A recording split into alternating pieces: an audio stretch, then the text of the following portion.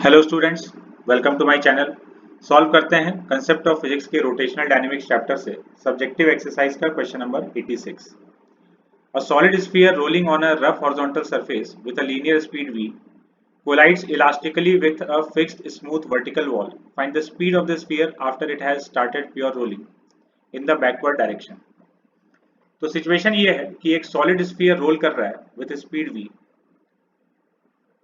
Role कर रहा है तो इसके पास एंगुलर वेलोसिटी ओमेगा भी है और ये एक वर्टिकल वॉल से इलास्टिक कोलिजन करता है।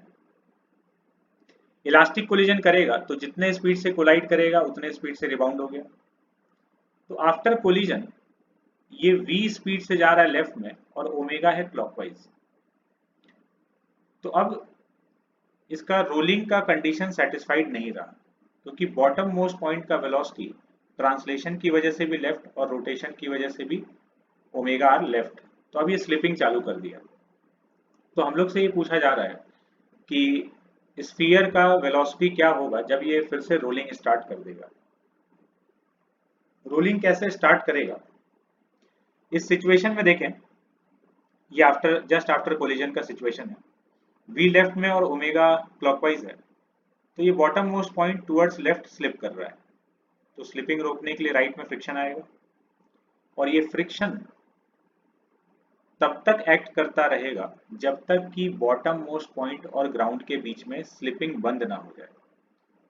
और स्लिपिंग बंद कब होगा? जब ये रोलिंग स्टार्ट कर देगा। तो फ्रिक्शन एक्ट कर रहा है और ये फ्रिक्शन ये clockwise friction anti clockwise torque देकर इस ओमेगा को जो अभी क्लॉकवाइज है इसको एंटी क्लॉकवाइज डायरेक्शन में लाने का कोशिश करेगा। ये फ्रिक्शन का टॉर्क एंटी क्लॉकवाइज आ रहा है तो यही इस ओमेगा को क्लॉकवाइज से एंटी क्लॉकवाइज लेकर आ जाएगा और इस प्रोसेस में ये जो v है इसको डिक्रीज करते रहेगा। तो हम लोग सॉल्व करते हैं। हम लोग को v डैश कैलकुलेट करना है। तो जब ये रोलिंग चालू कर दिया तो इसके पास वेलोसिटी v डैश है और एंगुलर वेलोसिटी ओमेगा डैश है। रोलिंग का कंडीशन सेटिस्फाइड है तो v dash equal to omega dash R. अच्छा, यहाँ पर ये जो ओमेगा है ये भी v बाई आर के बराबर है क्योंकि इनिशियली रोलिंग कर रहा था। अब यहाँ इस पॉइंट पर देखें तो तीन फोर्सेस एक्ट कर रहा है। ऊपर नॉर्मल, नीचे ग्रेविटी mg और हॉरिजॉन्टल के अलोंग फ्रिक्शन। ग्राउंड पर एक पॉइंट O ले रहे हैं। पॉइंट O के अबाउट फ्रिक्शन का टॉर्क तो जीरो हो गया क्योंकि फ्रिक्शन पॉइंट O से ही पास करेगा। नॉर्मल का टॉर्क क्लॉकवाइज पॉइंट O के अबाउट देख रहे हैं। नॉर्मल का टॉर्क क्लॉकवाइज और mg का टॉर्क एंटी क्लॉकवाइज। तो ये दोनों का टॉर्क ऑपोजिट डायरेक्शन में है और नॉर्मल और mg का वैल्यू सेम है।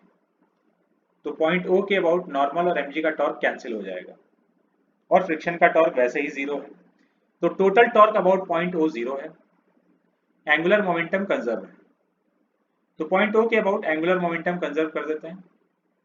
हम लोग कन्वेंशन ले लिए हैं कि क्लॉकवाइज डायरेक्शन में अगर क्लॉकवाइज सेंस में एंगुलर मोमेंटम आएगा तो उसको प्लस लिखेंगे, एंटी क्लॉकवाइज वाले को माइनस लिख देंगे।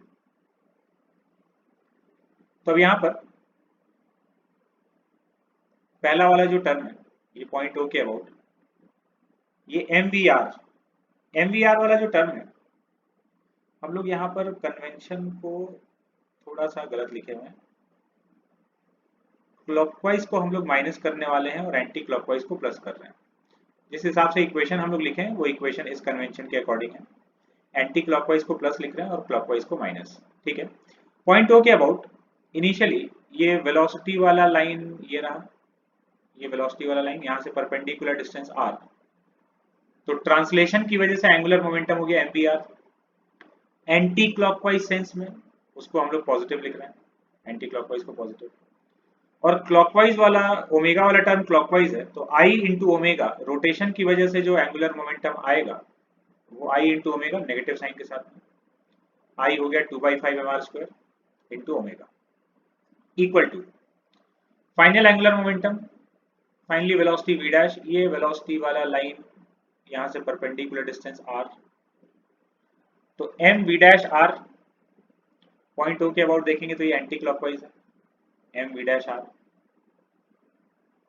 और ओमेगा डैश भी एंटी क्लॉकवाइज है तो I into omega dash rotation की वजह से, ये ट्रांसलेशन की वजह से m v डैश r और I into omega dash rotation की वजह से। ओमेगा डैश का value v dash by R है और ओमेगा का वैल्यू v बाई आर था, दोनों को सब्स्टिट्यूट कर दिया गया। अब इसको हम लोग सिंप्लीफाई कर लेंगे, बाकी सारा फैक्टर्स कैंसिल हो जाएगा, m और r पूरे इक्वेशन से कैंसिल हो गया और यहाँ से हम लोग को v डैश का वैल्यू मिल गया 3v/7।